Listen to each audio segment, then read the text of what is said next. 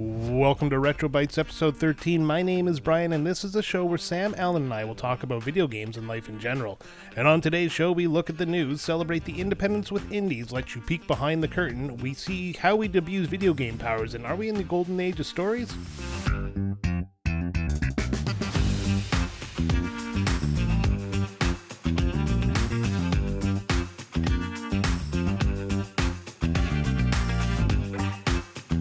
And before we start, I just got to talk about social media, so you can find it all at linktree/Retrotopia. That's linktr.ee/Retrotopia.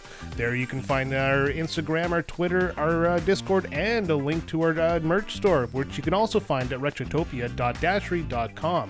If you want to support the show further, you can go to patreon.com/Retrotopia, where you can join for free and listen to other shows, including Quick Play, as well as this show 15 days early with an extra topic. Thank you very much, and now on to the show.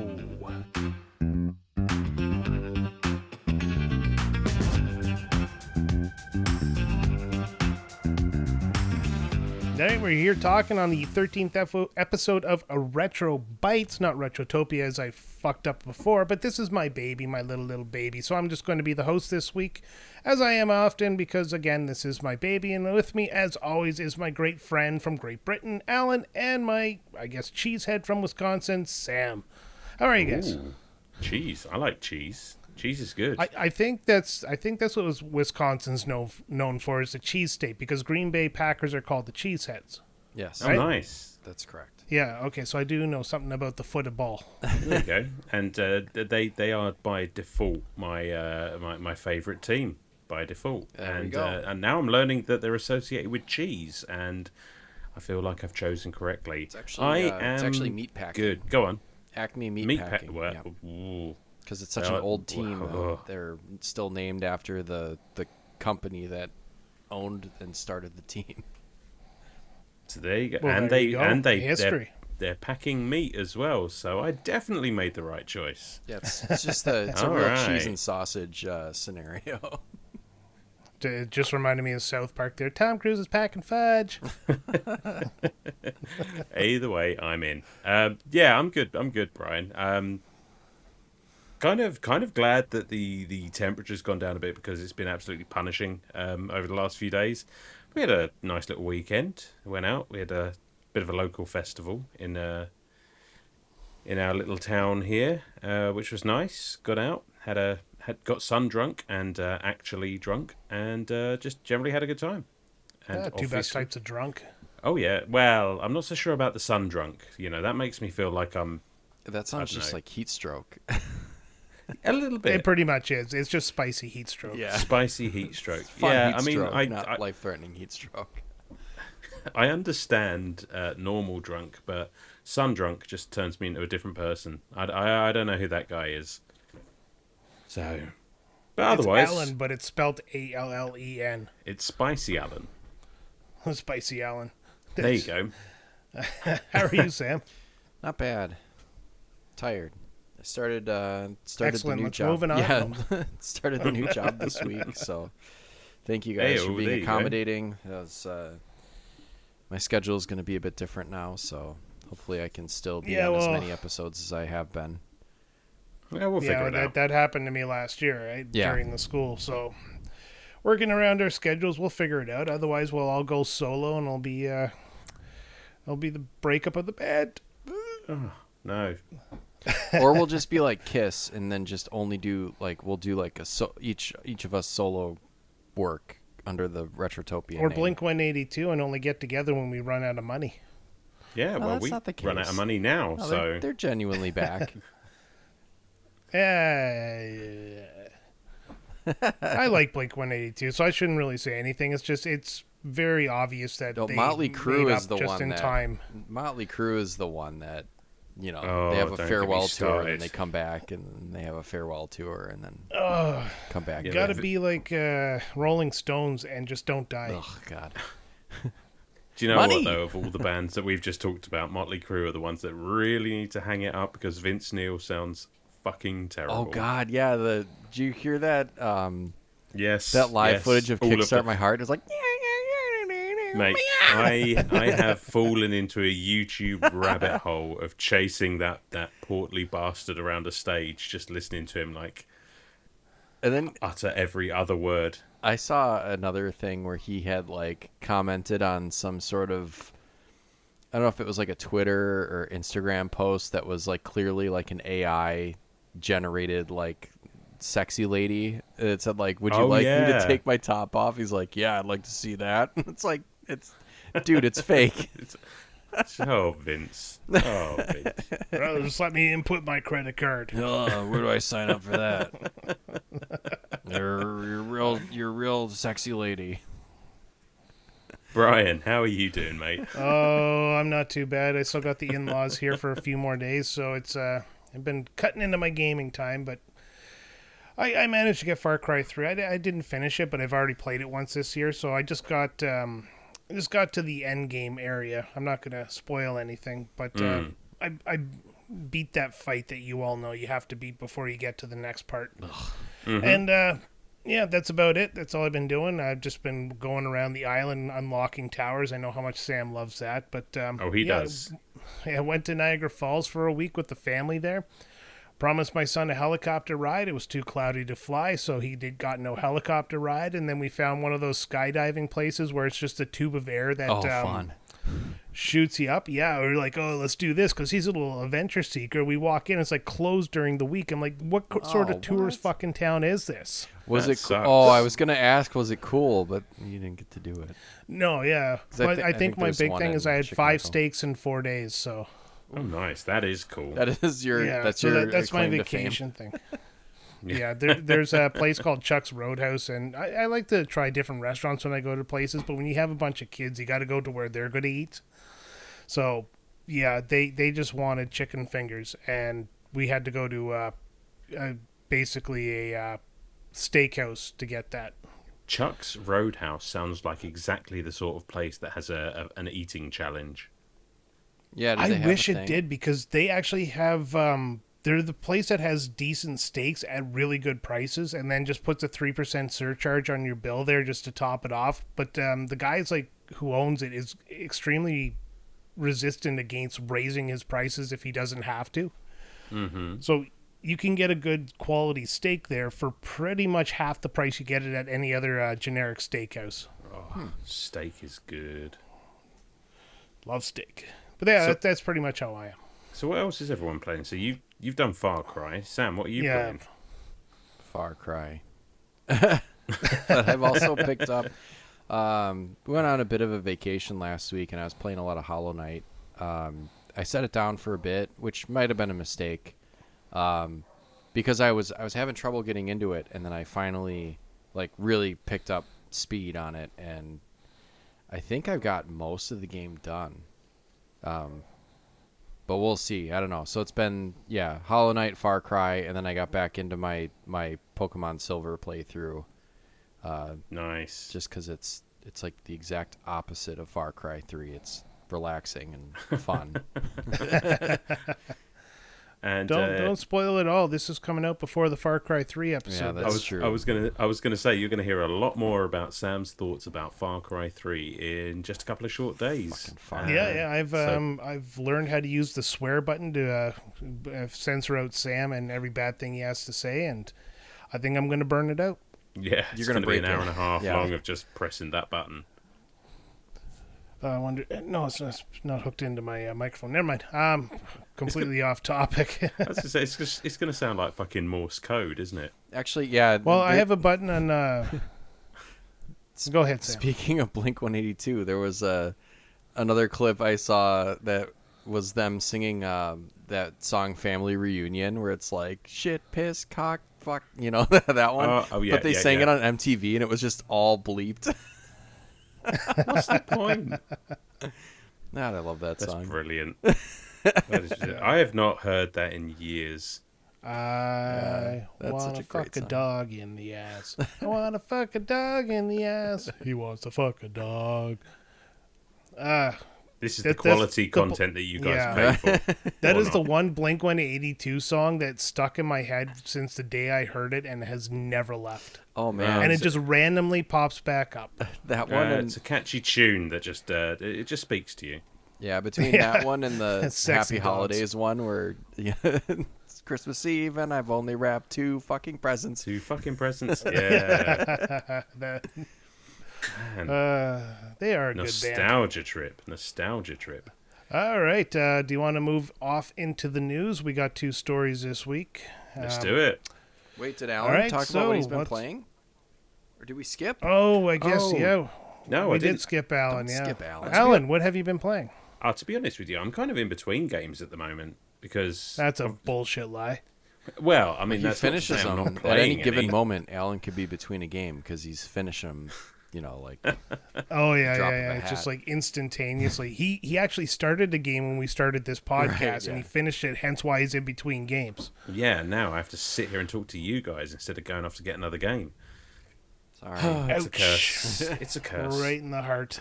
No, so Far Cry 3 is done, Resident Evil is done, and now I'm just sort of like, dabbling a little bit with Monster Hunter World, which is kind of my in-between games game. It's just because I know those games are like 400 hours long if you want them to be, so I've just figured, well, fuck it. Whenever I can't decide what I want to play, I'm just going to stick that on and just go on a couple of hunts, and it's a good time. I'm actually really enjoying it.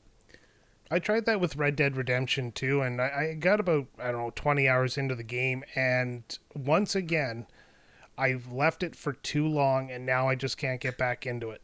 I get that. But, I mean, you're a big story guy, and that's going to hurt you doing that sort of thing. But I feel with Monster Hunter, it's like, there is a story, but it's mostly just excuses to go and... Yeah, it's like an excuse to go and hunt the next monster, and it's just like, well, okay, I don't really care what's going on, just point me in the direction of the next... Shut up, go! Just point me in the direction of the next spicy dinosaur, and I'm into it. And I fired up, because I finished Pokemon Violet, so I needed a new Switch game, so I fired up Legend of Zelda Link's Awakening, the remake, which I still haven't... Oh, I love that game. I haven't played it yet, and truth be told, the original Game Boy Link's Awakening is... I don't know if this is a hot take, but might be my favourite Zelda game of all time. Oh, I've heard that before from many people. Personally, me, no, it's high up on my list, not my favorite, but I get it. Sure. I 100% get it. Yeah, I mean, it's the game that I played the most because we had a Game Boy and we were just shipped off round my nan's house. And that's how you became a game man. That's how I became a game man. But fucking great so far. Like, I've 3 dungeons in and it's gorgeous. I love it. Oh, yeah, I love the graphics. I love the, claymation style graphics. It's just, but it's exactly the old game, but just polished to... Yeah. Yeah, it looks to pretty. the max. It's so fucking gorgeous. All right, and that's now shall we start the news? Oh yeah, yes. All right. So let's go with the first story we have in the news, and that is Sega's last call. Grab these classic games free before they vanish forever. And Alan, you brought this to my attention. Mm-hmm. Sega has made 9 of its remaining Sega Forever mobile games completely free and removed all in-app purchases ahead of their upcoming delisting from the App Store and Google Play.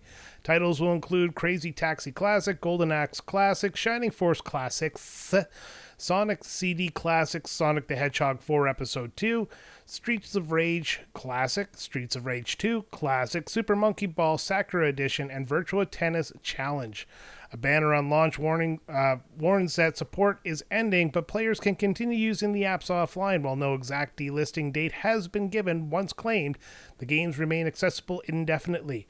This move follows the quiet shutdown of the Sega Forever initiative, which launched in 2017 to offer retro games with modern mobile features like cloud saves and leaderboards. Critics praised the effort, but cited clunky touchscreen controls. Sega has previously removed games like Phantasy Star Classics without notice, so fans are encouraged to act quickly. Once gone, these versions won't return, making this a final chance to preserve these retro gems. And I got them all.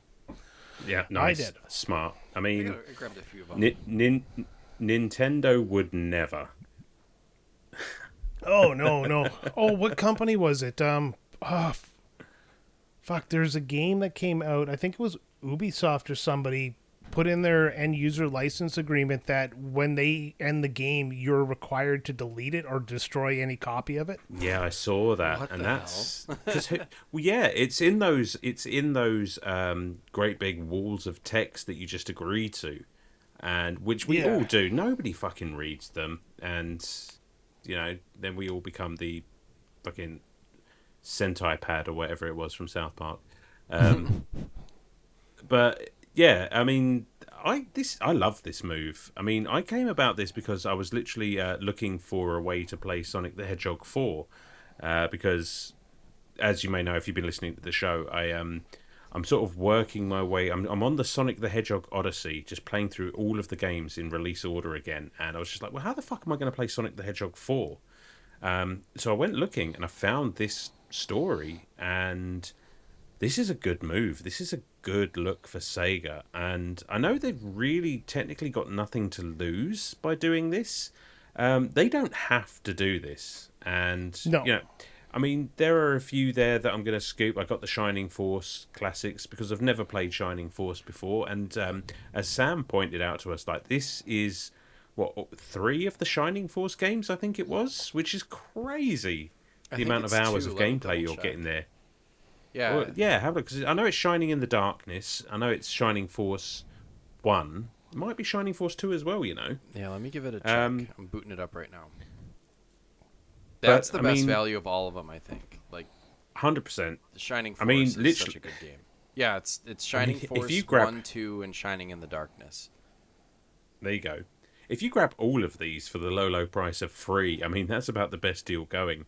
And I have to wonder, because I've heard a lot of things about Sega recently, and I'm wondering if they've got something on the horizon, because, a move like this to garner some goodwill, get some eyes on some Sega IPs, plus with all the games that they're bringing back, Sega are up to something. As is tradition, they're going to start their own streaming service. Oh boy, not again. It's like everyone else, and then you're going to have to pay $29.95 a month for all these classic Sega games on top of your Game Pass, on top of your PlayStation Plus, your Ubisoft Plus, your EA, whatever they call it. Then you're going to have to get spit on by the president and CEO of Sony so that he can, get his rocks off or something. It's getting ridiculous. Yeah, or just give me the Dreamcast 2. Please. Oh yeah, that'd be awesome. I don't know. I was glossing through Discord there, and somebody posted something about Sega's bringing back the Project Neptune. Yeah, you see, there's so many rumors flying around about them at the moment, and this kind of to me, kind of feeds into that. Yeah, everything does. I mean, for me, they did admit that they are going to be doubling, or not doubling down, but putting some effort back into some of their old franchises. So this, to me, sounds kind of like, one, the mobile experiment, it didn't work the way they wanted to, and 2, it puts names to games that they could bring back. You imagine a updated Shining Force or an updated Sonic that didn't suck? Or maybe a new crazy tacty. Come on, tell me there has not been a 3D Sonic that would beat a 2D Sonic. Touché. Sonic? But yeah, it's they're shifting as a company, so that's what I think this is part of, is bring the name of these games back into the conversation, and it gets people talking again. Yeah, and it almost is like, if it is some sort of a remaster or subscription service or something like that, it's like, yeah, get a taste for them on your phone, but playing on your phone sucks. So, so much. Maybe maybe get a taste for it. Yeah, you get a taste for it. It's like, man, I'd really love to play Sonic 4 Episode 2, but I don't want to play it on my phone. Like, that's what I'm actually thinking, because I did boot it up, and I'm like, this looks cool, but I don't want to fucking play it on my phone. Unless you have like a backbone or some sort of controller you can hook up, that's the way to go. But yeah, I don't know. Yeah, I just can't. I don't know what it is about touchscreen, but my thumbs forget where to go. It's just like with a button, I know where I am. Well, and, you have a frame of reference. I can feel that. Yeah. Otherwise, your fingers are just sliding around on your screen, and what happens to me is somebody's going to crack that egg. eventually. They're going to figure out a way to put a button scheme on a cell phone that gives you some sort of tactile feedback. Wait for it. Like a localized rumble. Not a feel. bump or anything like that. Okay. Yeah, like how when you're typing there, you get the little bit of a buzz when you're typing to give you that tactile feedback of typing on the keyboard. Well, if your fingers are on where the controller is, you'll get that tactile buzz when you hit the button you're looking for. See, here I just thought you were making a joke about phones going back to buttons. Oh no, not buttons. It would still be a touch screen. It would just kind of like give you a little rumble.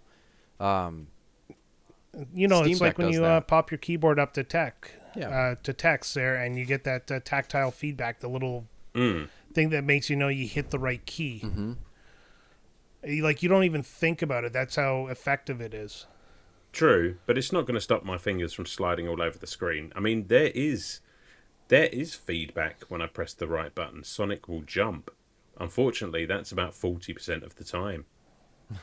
I'm touching everywhere else on the screen. And, all I'm saying is, with the way mobile gaming is becoming, I think somebody's going to crack the egg of figuring out a way to make the on-screen controller feel better. Yeah, maybe. Hope so, because it sucks right now. Yeah. Sure all right. Does.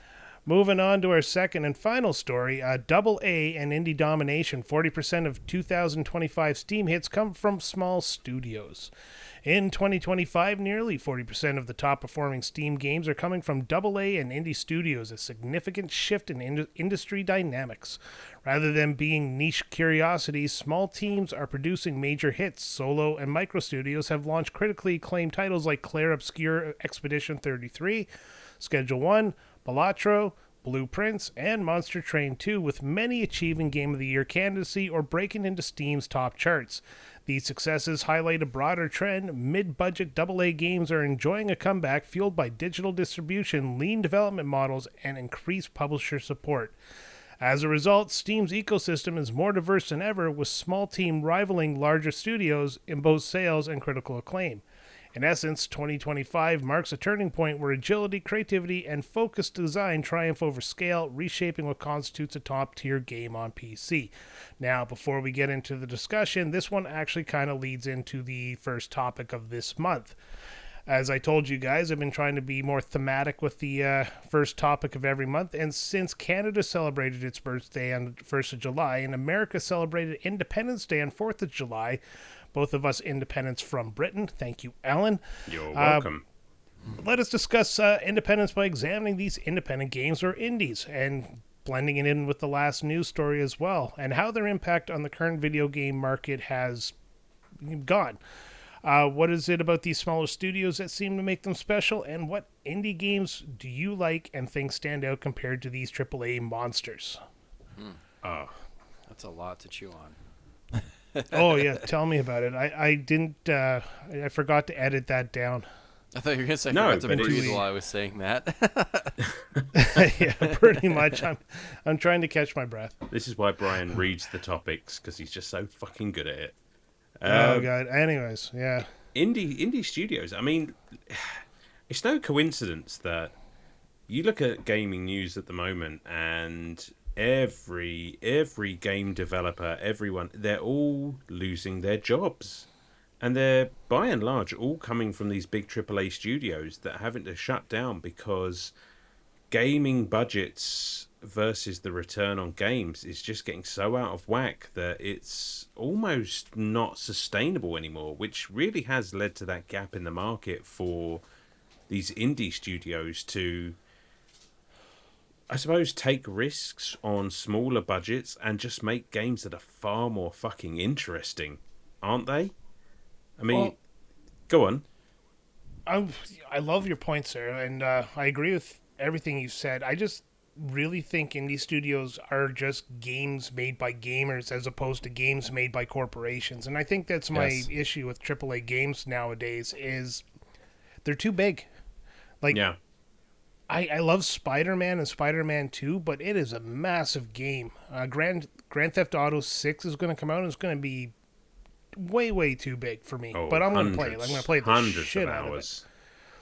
But no, it's I find myself wanting less and less AAA games when there's so many good AA games, especially ones that are like a year or two old.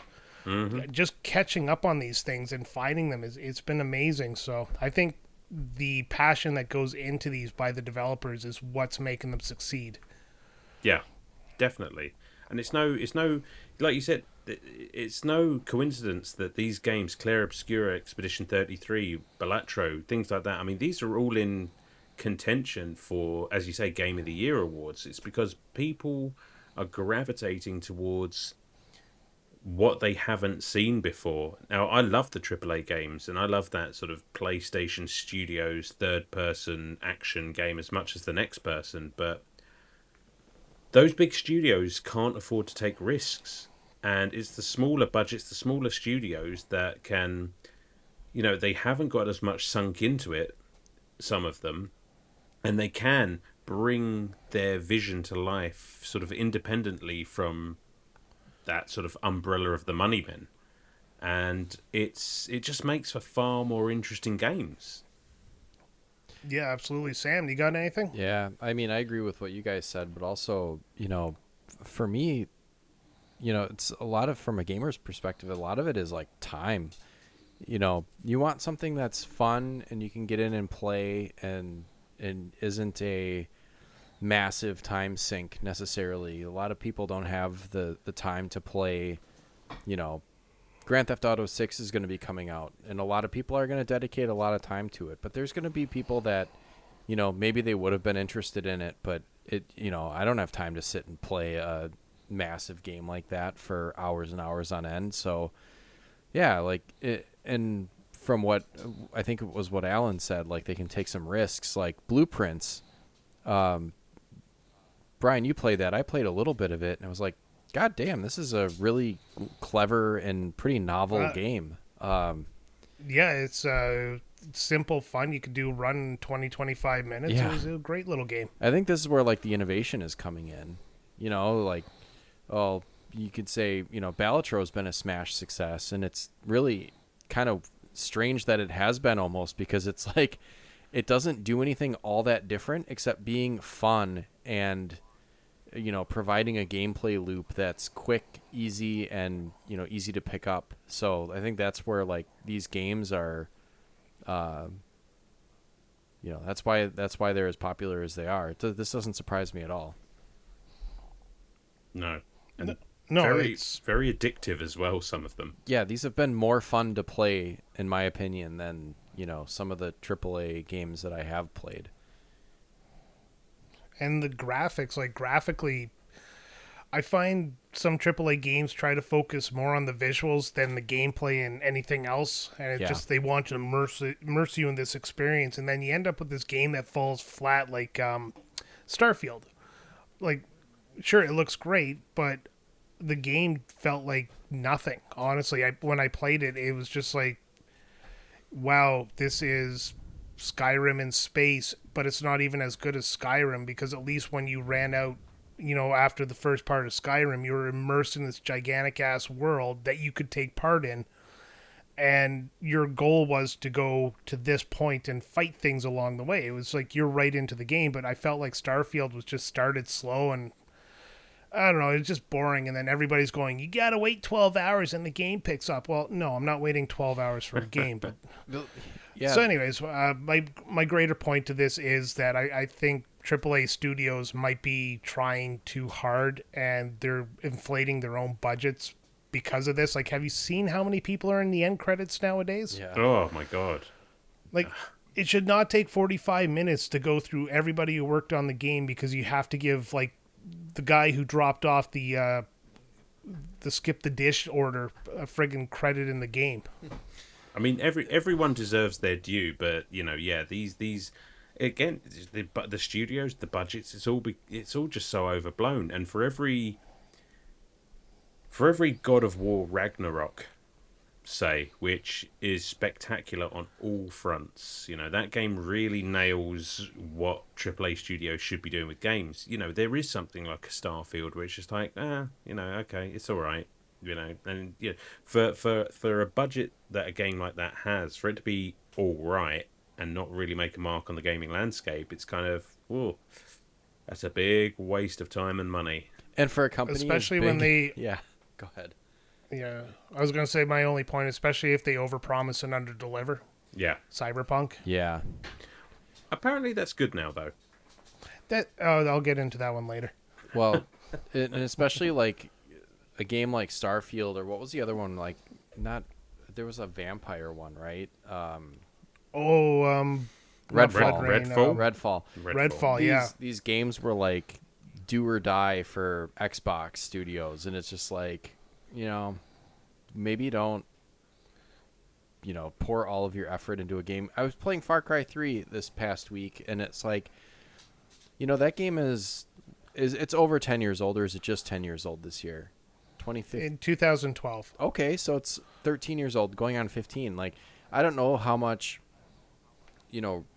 up-resing or, remastering they did to it. None.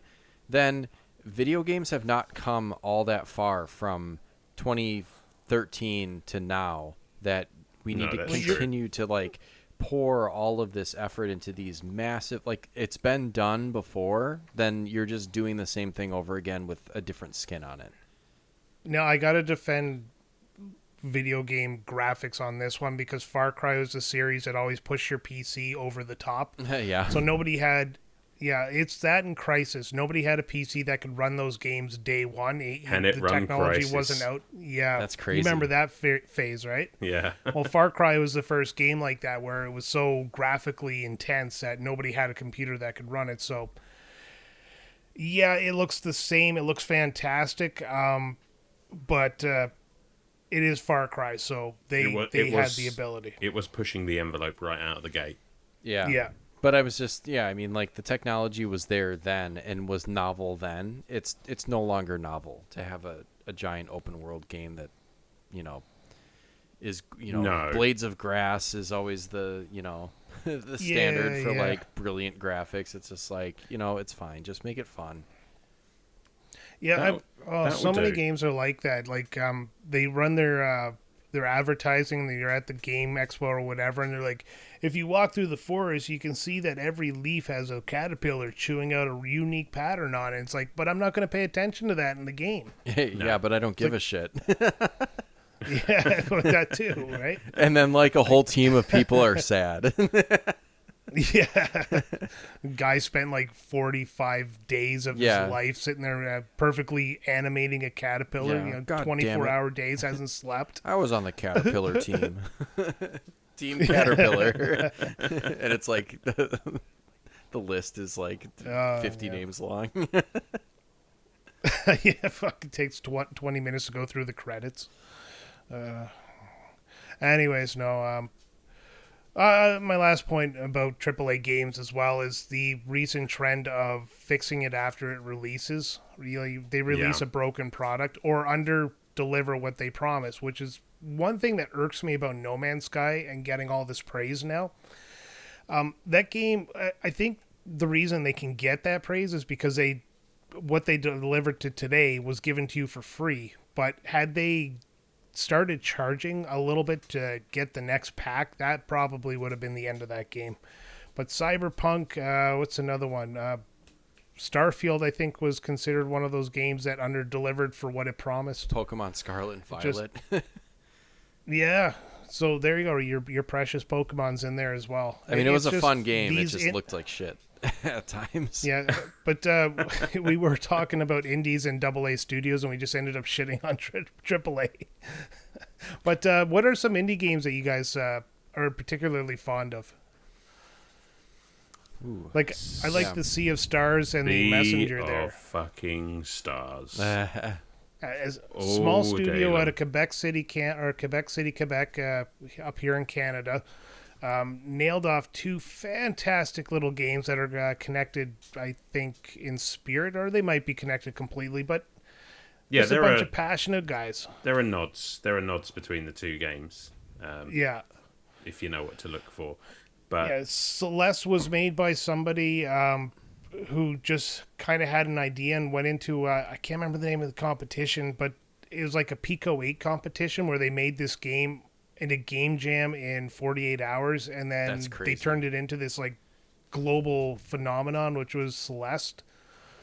Maybe not a global phenomenon, but yeah, it's things like this. There's a bunch of people branching off of these big AAA studios and making these small games, and I pay attention to it now up here in Canada because I want to be a game developer someday, but I don't want to be part of a I guess game factory like Ubisoft. Mm-hmm. I actually want to be proud of what what my efforts accomplish. Sure. Not just done on a time crunch. Do you guys remember what the first indie game you played was? Is that a bit of an ask? I don't know because I didn't know indie was a thing for a long time after indie games were sure. Because I have not played near as many as I should have done, and a lot of them that I have played, especially recently, have come from quick plays that the Patreons have asked us to do, and that's been a lot of fun. But I think if I were to think back, the earliest one I can think of playing was this little indie game called The Cave. I don't know if anyone's ever played that one. I've heard of it. I haven't played it. But it was so much fucking fun. I mean, basically you just play as all of these different characters going down into the depths of this cave, and they all have different reasons for going down there, and all have different stories, and all have different things that they're looking to find in there. And it just kind of blew my mind. I spent so much time just playing through every single story because it was just so interesting and unique and quirky. Yeah. And I was just like, yeah, okay, I can get on board with this. You ever play Fez? No. It's this 2D game in a 3D world. So as you're, it's a very popular indie game. I recommend it highly if you have a chance.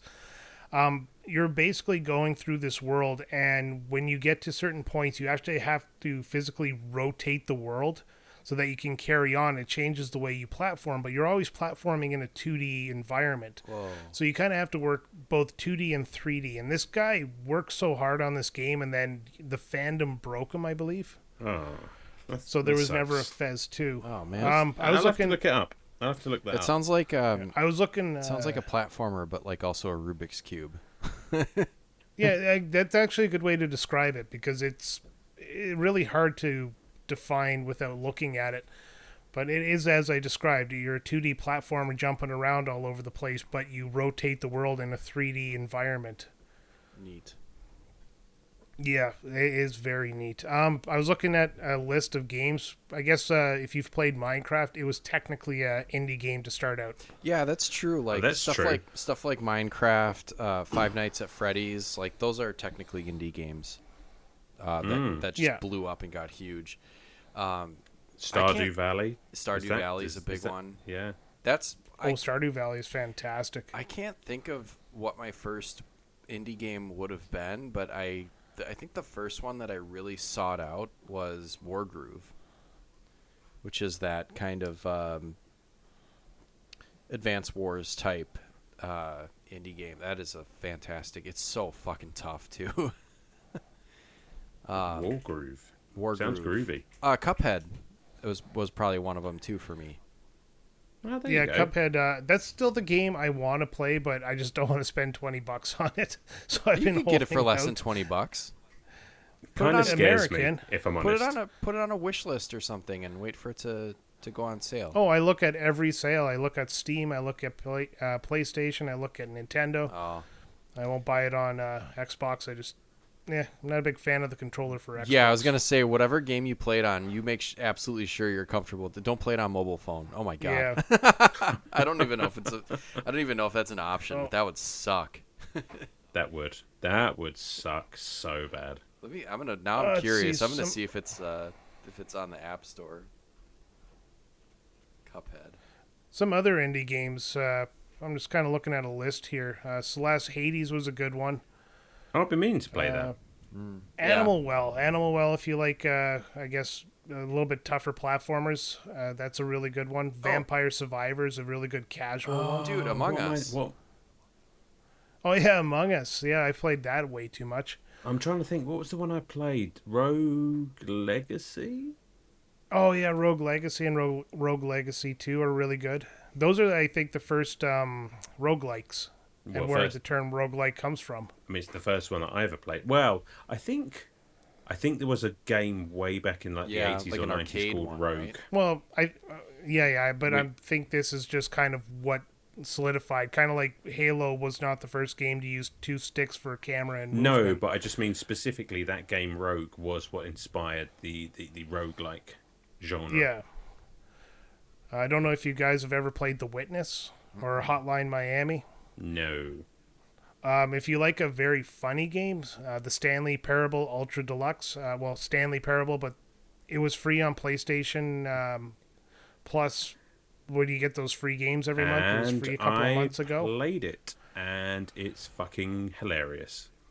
It's just, I don't know how to get all the endings because you have to remember the path you took. A really well done game. It is really cool. Ooh, I got some shouts. But yeah, I could go on with this list. I got some shouts. I got some shouts because I was scrolling my Steam library. I got a ton of. I always add the indies to my wish list, and then I pick them up here and there, and some of them are in my backlog. But Beloved Rapture and Savior Lists, I have reviews of those in the backlog. 20XX is fantastic. Oh, that's so good. Mega Man clone, you got to pick it up. Gravity Circuit is another kind of Mega Man clone. I played a little bit. I never finished it, but I played a little bit of that. That one was pretty cool. And then from I don't think I have it on Steam, but on my Switch library, I have Dicey Dungeons. That's a fucking sweet game. I have that on my phone. That's really good. Yeah, that one and Balatro and stuff. Those are ones that are actually fun to play on phone. Oh yeah, anything that you can use a touchscreen to do with is great on the phone. So if it works on the Switch and it's on your phone, I mean, pick it up on one or the other. It's perfect. It's such a fun game. Yeah. And I love the fact that Game Pass has done so much with indie games because that's how I've played a lot of them. Because it's difficult when you're on a budget to take a chance on a game you're not sure about. And Game Pass has given me the opportunity to pick up so many indie games and try them out. It's probably one of the best parts about Game Pass and PlayStation Plus is that indie developers get a chance to let people take a chance on them because I played Sea of Stars on that with on Game Pass, and that's what made me go buy The Messenger. Yeah, same actually. It's interesting. I played The Messenger first. That was another one that I think I sought out after hearing about it. God, that's such a good game. Oh, so fantastic. We have actually a review of that in the archives. We do. And I'm still stuck on that fucking totem pole on the expansion. I need to go back to it at some point. That is such a fucking tough boss. Oh, yeah. All right. Let's move on. And we're inviting all of our listeners into the Situation Room here at Retrotopia. And we're going to discuss upcoming games that could potentially be an episode in the near future. So we've got everything locked into episode 100. So we're going to talk about episodes 101 to 110. That'll give us a little bit of a head start. And we got Alan sober this time, so also perfect. Yeah, sober, yes, but it is 11:30. So that's true. There is still every chance I'll forget everything that we've talked about. Well, I'm writing it down, so I'll send you the list. All right, so we asked some of our Discord members to come up with some ideas, and they came up with some ideas. And boys, I put a list of games we've talked about from our ideas down here. So everything's on the table. Don't hold back. But from Discord, we had Sharkstorm, who said Tomby and Dead Island. Guy Who Does Things, who is adamant about Metal Marines. Savagery, who will not let me forget that I promised I'd finish Threads of Fate. Joe Fettuccini, who said Dragon Ball Z games. And Ribbit King. The Big Deal, who said more obscure games, which is a fair point. We could do that. Sir Francis Cake, who said True Lies, and I think we've promised him we would do that one day. Mm-hmm. I want to find a copy of that. Blobby, who got a little into this and rattled off a huge list of Terminator 2, Area 51, House of the Dead Rail Shooters, Metal Gear Solid Fashion Ranking. I'll have to talk to him about that one. Rygar, what the fuck Slaughterhouse. Is that? Yeah. Is that a real thing? I have no idea. Like I said, I think he wants us to rank the fashions of. I mean, we could do that. Yeah, okay. Yeah. Oh but yeah. we also have I know who's number one. Yeah, Sneak King, Pocket Bike Racers, Big Bumpin', Yo Noid, MC Kids, so those obscure games, and we've talked about MC Kids. And Patches O'Houlihan said Fallout New Vegas or Fallout 1 and Bioshock Infinite. Thanks for those suggestions, guys. Any of those games jump out at you? I've dabbled in Rygar a little bit. Yeah, Rygar's. I've played Rygar a lot, and I wouldn't mind jumping in on that one. Yeah, that's one where you just gotta like do the reps to get good. It's kind of reminding me of what was that, Shadow of the Ninja? Yeah, it's like Shadow of the Ninja, where you just have to just get used to where stuff is coming from, and yeah, I'd play that for sure. Dragon Ball Z games, I'd love to cover Budokai. That was a game that I put a lot of time into as a kid. Same. I'd play any of those. I mean, I fucking love Dragon Ball Z, and the Budokai like 1, 2, and 3 are absolute fire. On one condition, that we call it Dragon Ball Z Bukkake. Yeah, absolutely. I mean, why would you not? I guess. Yep, sure. Metal Marines is a good, just straight up robot platformer. If you guys want to jump in on that one. Yeah, I'm looking up screenshots. I mean, this looks cool. It's isometric, so I'm gonna have a tough time with it. But the thing is, though, I have to look these fucking games that I've never heard of up, because 9 times out of 10 they don't exist over in the UK. Yeah. Metal. A lot of these are Super Nintendo, Genesis level games. A couple of PS1s, and some I'd have to look up myself. I'm going to look up Metal Marines right now, but yeah, Dragon Ball Z, True Lies 110%, because I've been meaning to play that on the Megasys for the longest time, because it looks like so much fun. Plus, who doesn't love the film True Lies? It's a classic. Yeah, that's a good movie. Area 51, if that's the...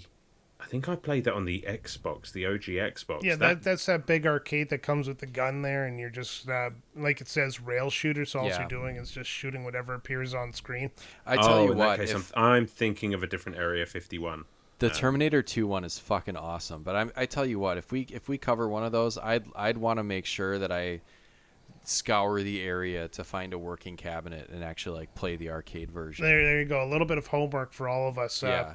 Pop into your local arcades and see if you can't find one of those rail shooters. Yeah, and I'd also shout out. Did you ever play that?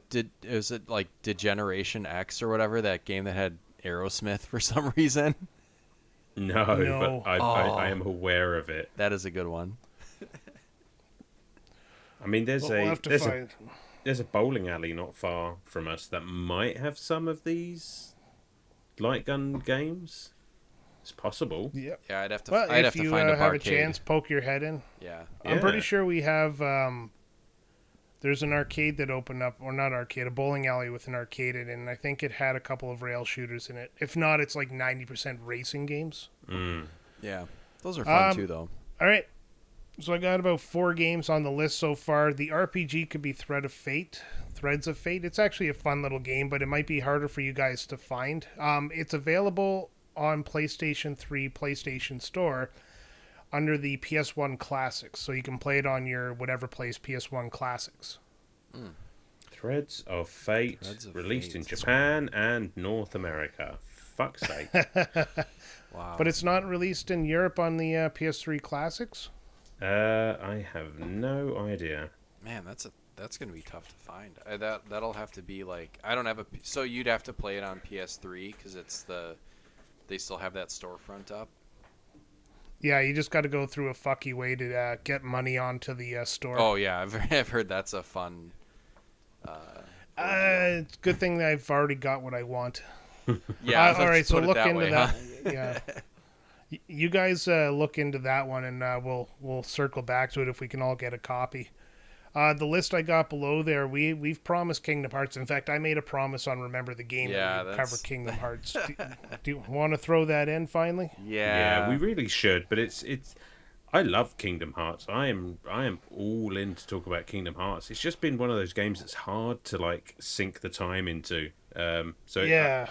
It needs to be one of those that we just plug away a little bit, just chip Well, away. I think we all started it like half a year ago, and Yeah, we I all did. just fizzled out. Yeah. Well, we'll see. I mean, I did not enjoy my time with it, but I'm willing to give it another shot because I have it on PS2, and then I got it on the 1.5, 2.5 collection on Steam. So I'm hoping that. Yeah, they cleaned it up a little bit. Yeah, that's. Well, Yeah, we'll see. you know what? That is actually like a good thing because Xenoblade Chronicles I have on the 3DS and the Wii, and I could not get into the game for the life of me. But as soon as I got it on Switch, it was all bets are off. It was a fantastic game. Okay, so yeah. Sometimes maybe you will like it better. Sometimes it's the platform and the format, and maybe cleaning up some shit. Do you guys like scary games? Oh Yes. god, yeah. I mean, come on, who are you Okay, talking to? Have you ever played Fear? Fear? No. No, that was on the PlayStation, right? Yep, and it scares the bejesus out of me. In fact, it has scared me so much, I actually have a hard time going back to play it again. And I Oh. cheated the last time. I cheated and had invulnerability, and I was still chicken shit to play it. Oh, that's on Steam. Oh no, that's Xbox 360 and PS3. Yep. Yeah, game on. That's dead cheap. I'll play that. Yeah. And you know what? I want to shout out the fact that we completely just glossed over Patches O'Houlihan there saying my beloved Bioshock Infinite, which I've been dying to play again recently. Well, we could add that to the list. Yeah, and the Fallouts. I mean, I have not played one of those. I don't know how I would like them or not, but I'd be willing to try one. That's another hole in my gaming resume, I'd say.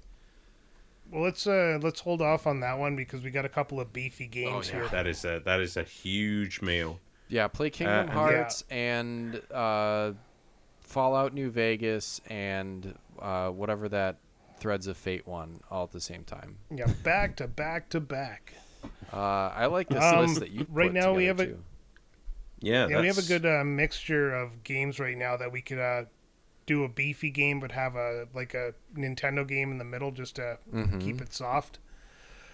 Cool Borders, you guys ever play that? Oh yeah. I believe so. Good time. That was the PlayStation answer to like 1080, right? Yeah.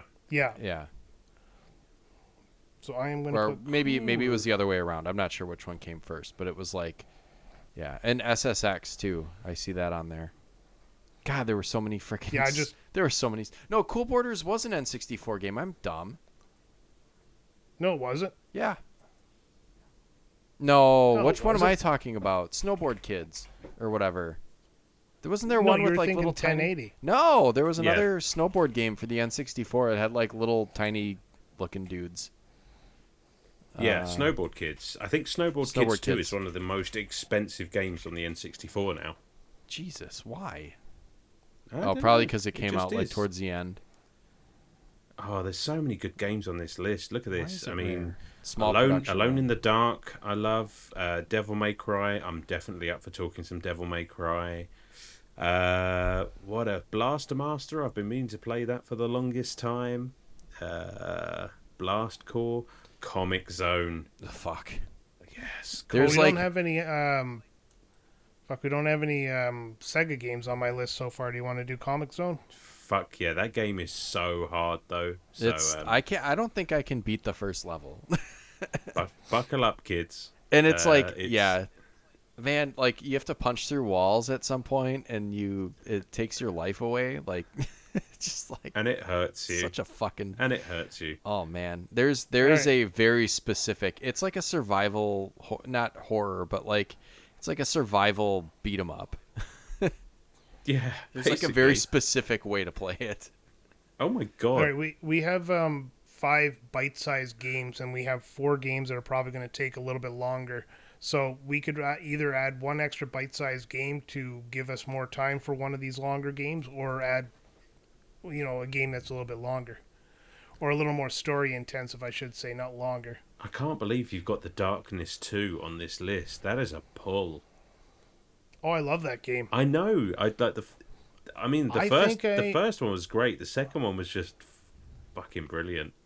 I don't remember how I made this list either. I thought I went through like PlayStation Plus and then Nintendo Switch Online, but so I know these games should be available to us all. I think that was my goal. This is an old list, I think. If I'm like remembering correctly, we put together a lot of these a while ago. Maybe that was it. Maybe I thumbed through our drive and I found the old list of shit we were promised to do one day, and then it just kept growing and we never actually checked any off. Dude, Sly Cooper, Jak and Daxter, like some sort of like, or like Banjo-Tooie is on here, but I'd want to cover Banjo-Kazooie. Like those are ones that we could play in between. They are a little bit longer, but they're not as intense as no, they're pretty like chill. An RPG, you know. Yeah, I was looking at Uniracers, but I might do that as a quick play because I can't think of how we could run an hour-long episode talking about a unicycle and a track that does tricks. We'd figure it out. I think that was the episode there. We'd just start talking about other stuff and then come back to it. Basically, it's a unicorn. It's a unicycle on a track, and it does tricks. 8 out of 10. All right, guys. What do you think the game number 10 should be? Oh, I know I'm due a Sonic 3 episode down the line, but I don't think that's going to be just yet. I think maybe we'll save that for March. Maybe 125. Is that what it's got to be? I love it. Okay. I have no idea. We're not thinking that far ahead. Brain no worky. What about Ridge Racer? Have we done a racing game? We have not. No, we should. Ridge Racer, yeah, that's on Nintendo Switch Online. Is it really? Well, yeah, that's where I pulled it from, I'm pretty sure. Ridge Racer 64. Oh, yeah. Because it was just added not too long ago. I definitely rented that as a kid. I loved racing games, especially on the 64. So, yeah, in no particular order right now, I have Rygar, Dragon Ball Z Bukkake, Metal Marines, Bioshock Infinite, Comic Zone, True Lies, Kingdom Hearts, Fear, Cool Borders, and Ridge Racer 64. You guys happy with that list? I'll sign off on that. I'm always happy. Again, to anybody listening from the gallery there, this is not a in-stone list. We might change it depending on how things go. This is the process. We come up with 10 episodes, and all of a sudden we're like, oh, well, I don't have time to finish that. Next thing you know, we're shuffling around or finding another game to fill the slot. So there's a lot of stuff in there, I think, that we could play a couple days or, for the week or whatever and be satisfied with it. Ridge Racer, Cool Borders, like, that's not going to be crazy. No, and that was the point was I'm going to split these up so that we have an easier game followed by a more beefy game with an easier game. So that way the more beefy games you kind of have 2 weeks to do. Yeah, that's a good idea. Makes sense. Yeah. Hey, all right, this is like behind the curtain, but drop that into the chat, that list, if you could. And I want to make note of the ones that I would, not that big list, the shorter one that you just said. Then I can. Oh yeah, well I'm going to once I. Okay, because like Cool Borders, I'd want to start scoping the retro shop to see if I could find like a copy of Cool Borders or something like that. The ones that I could play. For sure. On natively, PlayStation or N64, I'd like to. Yeah, and I'll get that like I don't know, probably tomorrow morning or something like that. But now that we have the 10, that's I just wanted to tell the people listening that's basically our thought process. This is how we do it. And you've just seen behind the scenes. Sneak peek at what we do when we can get Alan sober for 20 minutes. This was cool. I'd like to once we clear what are we on now? We just cleared episode 93 or 4. 91. Whatever. I know how to count. Right.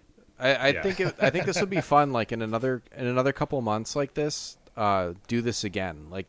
Not do this every single RetroBytes, but I don't know. And listeners, tell us what you think too, because this was kind of a fun exercise. Yeah, it was good, but obviously we don't know how this comes across on radio. Yeah. And if you enjoy it, then or if you have any more suggestions ever, always let us know. Yeah, because the list of games is endless, and we can't figure out every game. But anything you add, we're going to take a look at to see if we can play. And I like the suggestion of more obscure games, so we'll start looking into things like that to fill the time. But thanks for joining me, boys, on this one. Let's move into topic number 3, which is cheaters gonna cheat. What is your take on online gaming and those who seek to win through scrupulous means? Fortnite developer Epic recently sued a cheater for $175,000, and throughout the history of online gaming, bots and exploits have been used by the community to give them an edge they cannot achieve on their own. I hate cheaters. Yeah, I do too. Don't do it. I mean, cheating has existed for as long as there's been games. You know, back in the day, we all had cheat codes. We all used game genies and things like that. And you know, it's. I know, I'm aware it's completely different.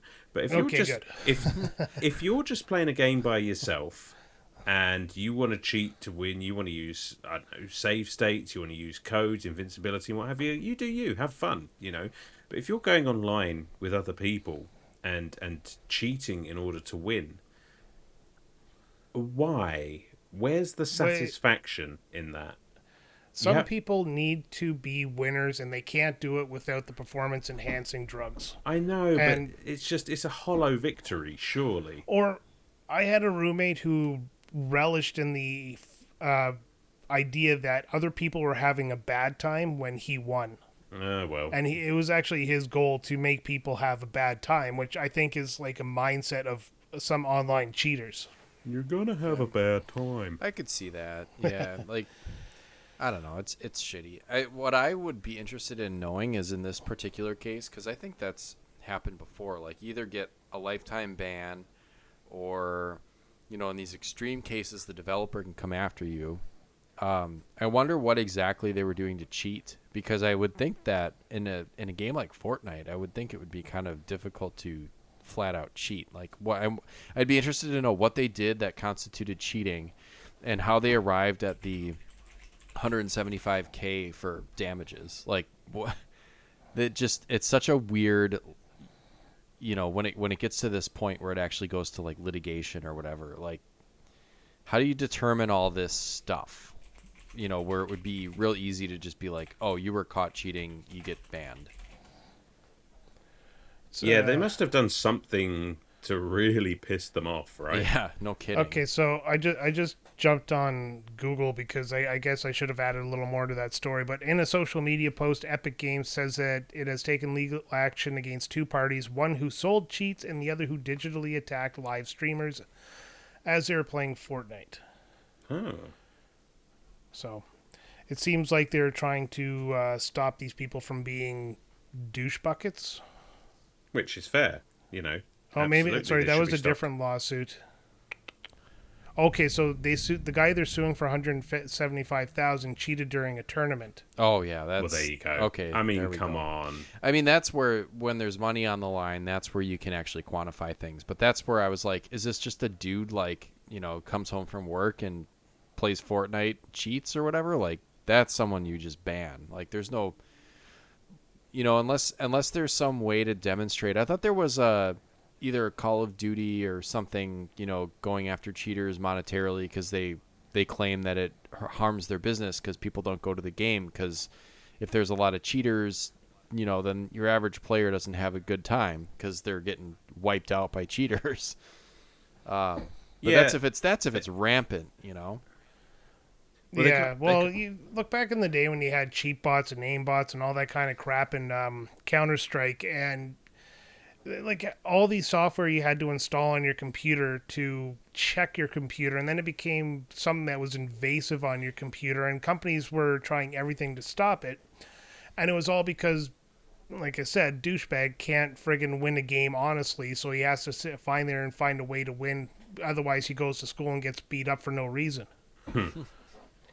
I mean, they kind of have to make examples of these people, don't they? I mean, if you've got this big online game and cheating is rampant, then you are going to lose your community.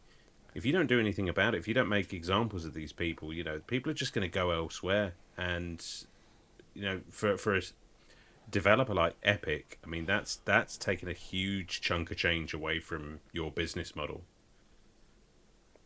Yeah, and that's a huge problem. Why I wouldn't say it's a huge problem for them, because honestly, it not really affecting them too much here. But it just ruins the game for other people. I think that's what really gets me. Is that, and when people exploit glitches in the game just to give themselves an advantage. I remember I was playing Rainbow Six Vegas 2 online, and I was in a lobby, and these guys found this glitch that put them higher up so that they could actually shoot down at you, and it was hard to hit them.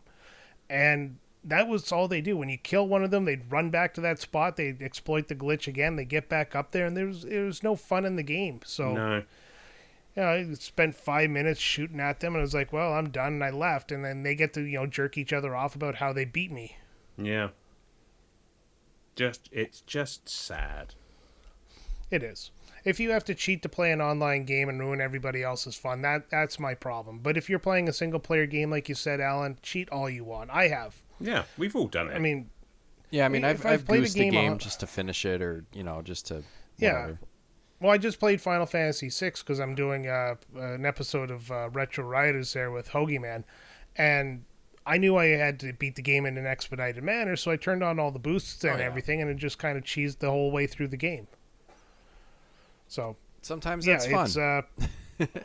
It actually was pretty fun because by the time I got to Kefka, I basically kicked him in the nuts and it was over. Took his lunch money and then just gave him a wedgie. Yeah. Who's crazy now, fucker? That reminds me of that post-credit scene from that Rick and Morty episode where they're like juicing just so they can like beat the shit out of people. Oh God, that was a good episode. Just do a bunch of extra weightlifting and drugs. Oh God, such a good show. All right, I'm done with cheaters. Fuck cheaters. Fuck you, cheaters. Get out of here. Yeah.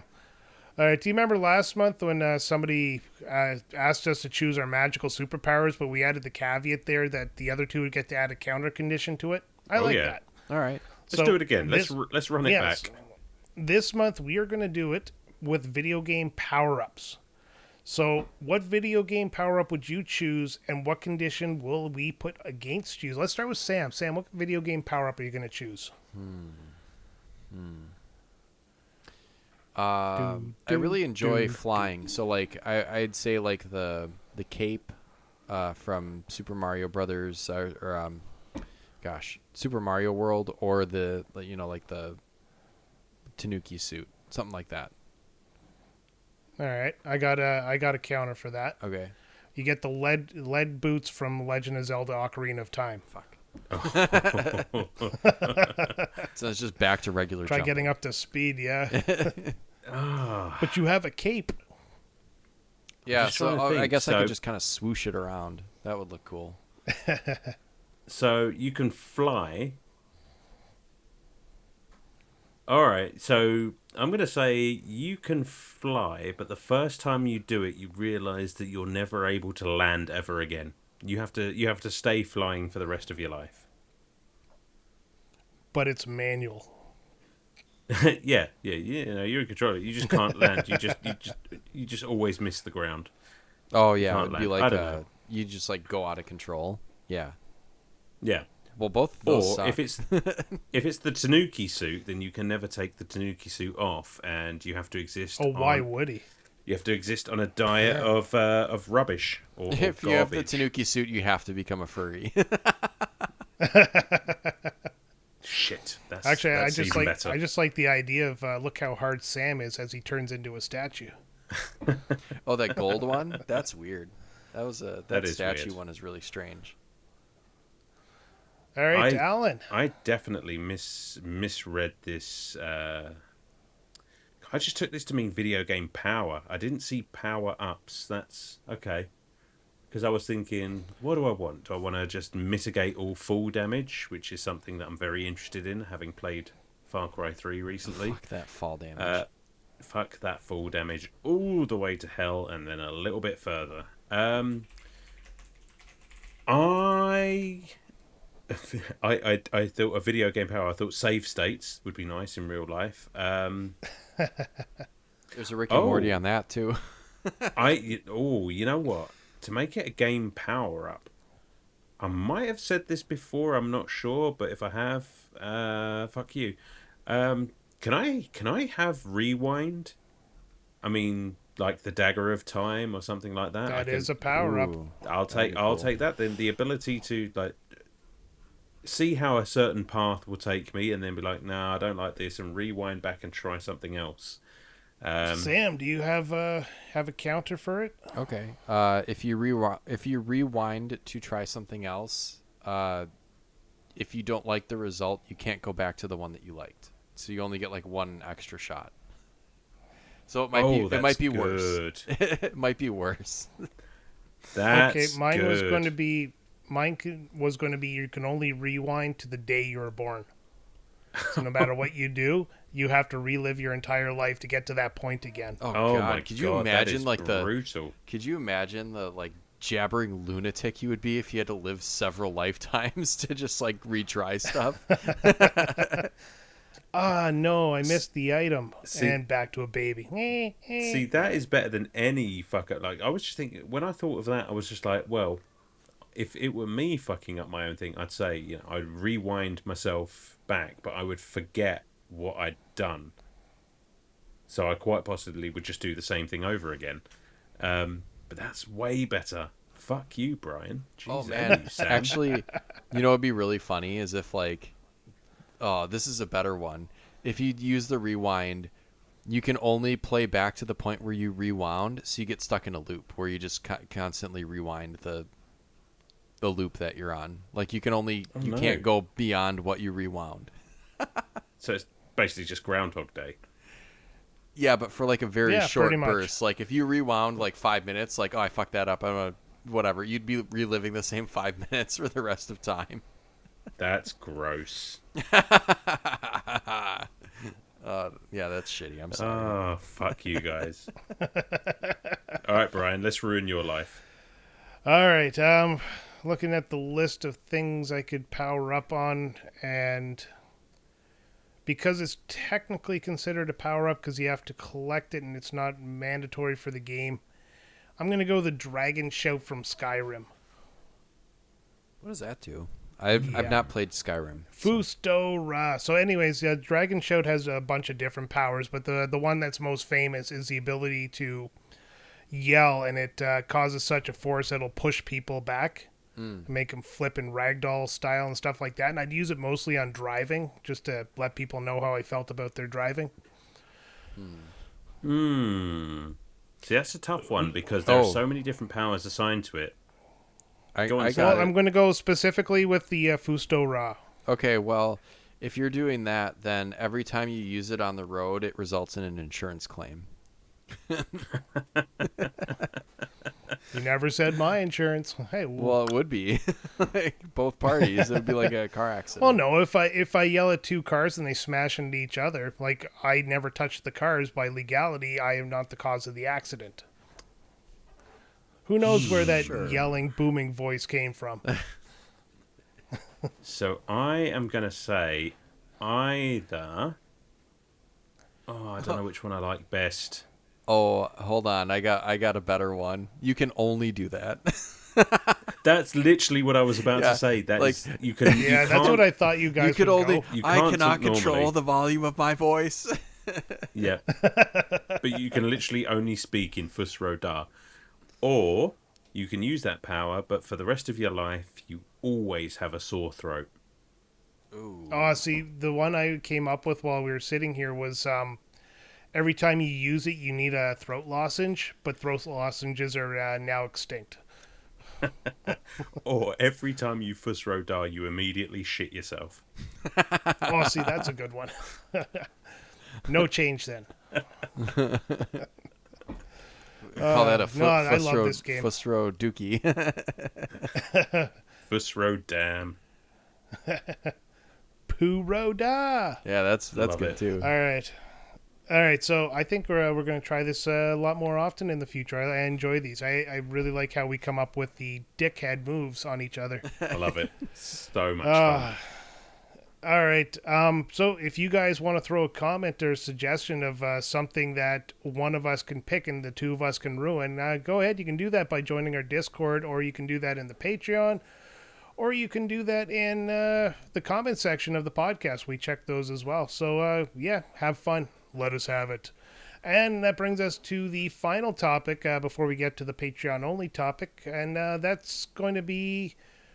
let's read this here verbatim to make it a lot easier. So you can take a game from Final Fantasy through the years and it'll tell a great story. How have other series and games evolved through the different generations of consoles to bring more engaging and better stories to gamers? Are we in the golden age of the video game narrative, or are we slaves to overproduce eye candy with generic stories? I think of Legend of Zelda for this. I think of how they've told the same story multiple times in essence. Yeah. But they've increased the graphics and the way the story is told, and not in a bad way. No, yeah, but then some... Yeah. Go ahead, Sam. Well, for me, Zelda's gameplay, and it's like it's the same story, but like every time it's got like a different flavor. Yeah. Yeah. Yeah, and that's what makes it really good. It's familiar, but it's new. Yeah, it's a delicious pizza. All that changes is the toppings. Now I want pizza. But no. Yeah, I haven't had dinner yet, so yeah. There you go, you son of a bitch. Enjoy your sore throat. I can't eat the pizza, it's too scratchy. This is something actually that's quite timely, because I just recorded my my episode of Doom Eternal for New Game Plus, which is available to all the Hero Tier Patreons over on Patreon. Well, it will be when it comes out anyway. And it got me to thinking, because the lore that goes behind a game like Doom Eternal is so vast and so complex. And you think about how it started, it was just like a dude who'd gone to hell to shoot demons, you know, and there was very little story. It's just like this guy was like pissed off and punched his superior officer and got sent to Mars, and then suddenly demons. And now it's just like he's this warrior that's trained with the Sentinels, that has been imbued by the powers of the Makers, and it's just like, fuck me. Like, storylines have gone crazy as games have developed, and I, for one, am all for it, because I am a whore for the lore. I love a good backstory to things, and yeah, I'm eating good right now. Yeah, it's like Halo. Halo started off with almost, I'm not going to say generic story or just a simplistic story, but it looked like they didn't have really anywhere planned to go with the story, but then they turned it into this whole universe, and everything has changed, and all of a sudden, I'm going to ruin it because I don't like Halo, but Cortana's like the evil entity in Infinity or something like that. I've What? never played it. I haven't fucking played that game yet. You bastard. Well, there you go. I don't know. I hope you shit yourself. I just did. But no, it's well, the game's old enough, Alan. You should have played it by now if you like Halo. Otherwise, you're not a fan. Well, maybe if I wasn't doing a podcast every week, Brian, I would have done. Well, then we can fix that, Alan. We'll do it every 2 weeks. Oh, no, that's no fun.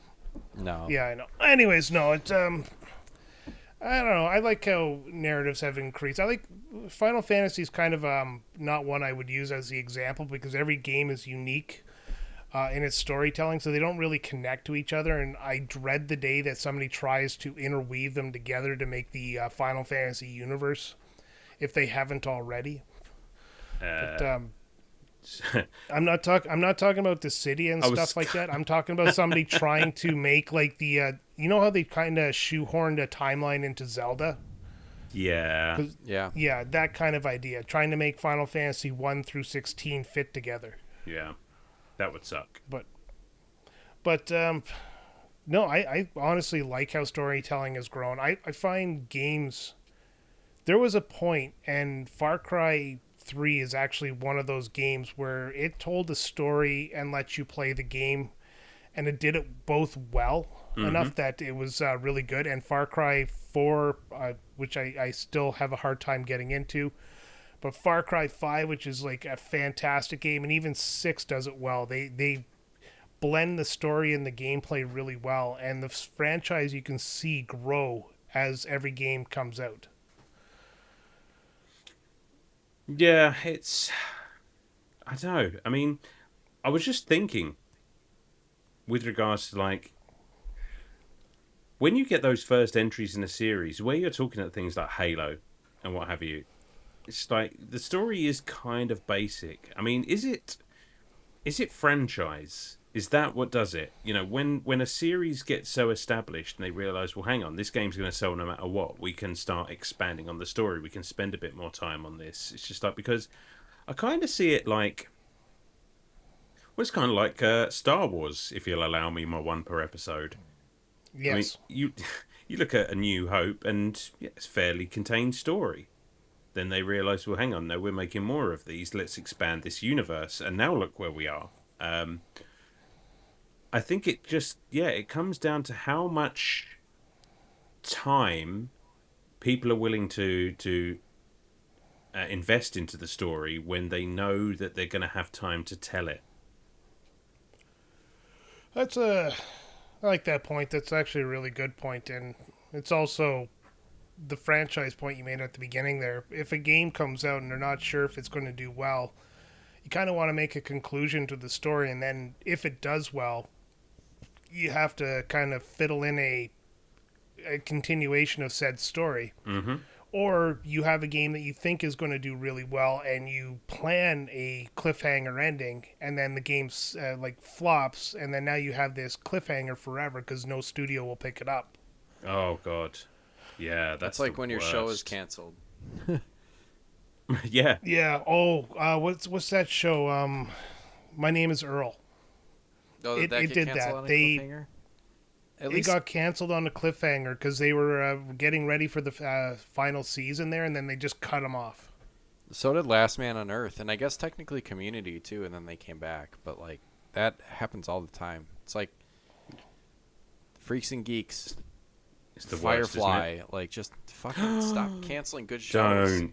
Yeah, I know. That still hurts. That still hurts. Such a fucking good show. I know. But they concluded Firefly with that Serenity movie. Yeah, but yeah, I mean make it. If I'm just poking the wound here, guys. Serenity was great. Don't get me wrong, but if you take back Serenity and give me another 5 seasons of Firefly, oh yeah, absolutely, in a heartbeat. I'm in. And you know what? I don't know. I'm going to go completely off piste right now because I heard something the other day about Firefly, had they continued it, that I thought was just fucking brilliant, because they were going to run across at this bar at some point, and in this bar was going to be James Masters, who famously played Spike in Buffy the Vampire Slayer, and he was playing Spike. Obviously, he's still alive and gone out into the verse, and he was going to be, I don't know if it's a cameo but this came from James Masters himself. And, like he was gonna be Spike, but like in Firefly because he's in immortal. Firefly because exactly that. And I will never forgive them for cheating me out of that. So there you go. Why would they take that away from us?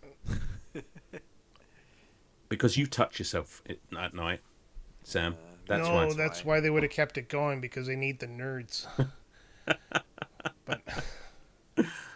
But the reality is, I don't know.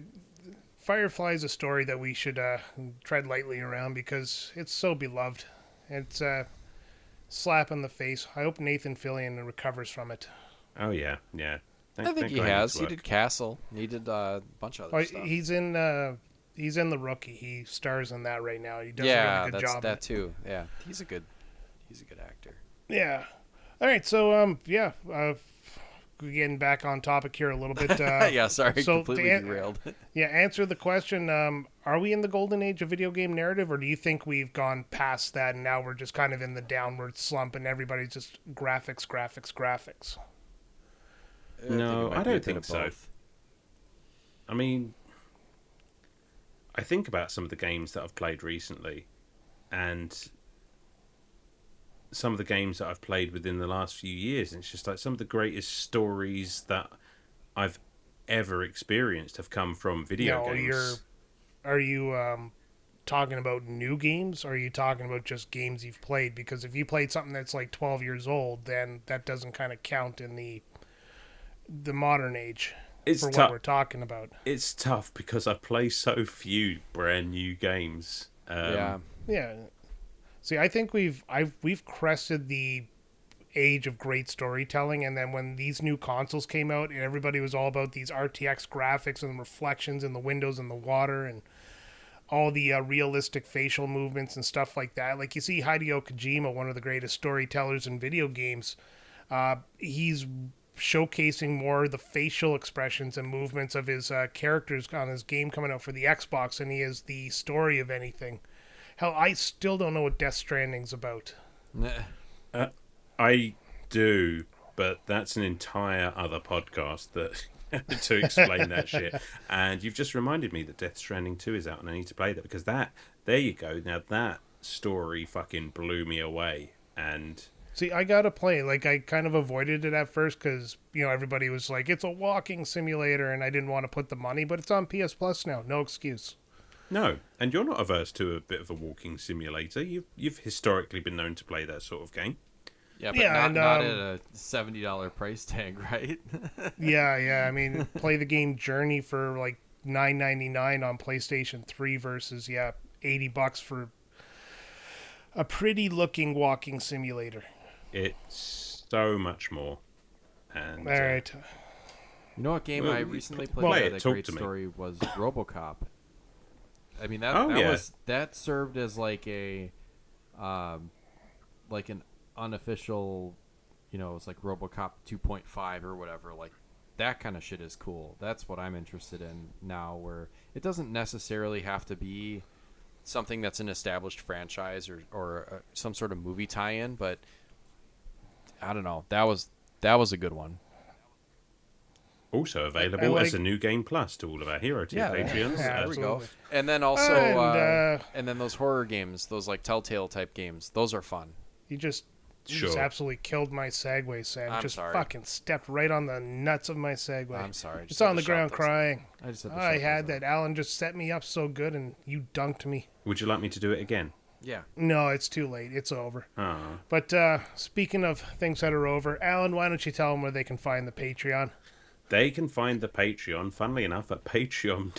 Fuck's sake. See, if I had a good segue, Brian, then this would have gone a lot better. I know, right? Just like Sam just comes in here, wrecks shit, and leaves. He's the Krusty the Clown. Hey, kids. And he says the lines and he fucks off. You can find. I mean, you're already on the Patreon if you're... Well, no, maybe not. Maybe on the free feed. I don't fucking know. This is train wreck. You can find our Patreon at patreon.com/retrotopia.